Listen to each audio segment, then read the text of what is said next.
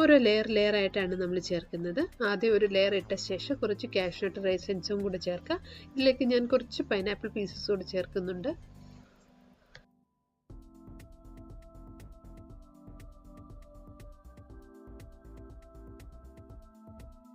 Pineapple piece ചേർത്ത ശേഷം cook ചെയ്യേണ്ട ആവശ്യമില്ല, ജസ്റ്റ് മിക്സ് ചെയ്തിഞ്ഞെടുത്താൽ മതി.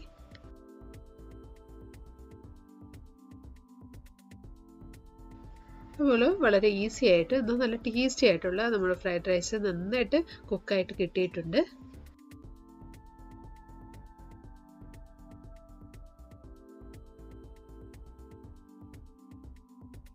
നമുക്ക് ബീൻസ് അയിലും ചേർക്കാം. അപ്പോൾ ഒരു മീഡിയം പീസസ് ആയിട്ട് കട്ട് ചെയ്തിട്ടാൽ മതി. ഒന്നുകിൽ നമുക്ക് നീളത്തിൽ കട്ട് ചെയ്യാം, അല്ലെങ്കിൽ ചെറുതായിട്ടും കട്ട് ചെയ്തെടുക്കാം.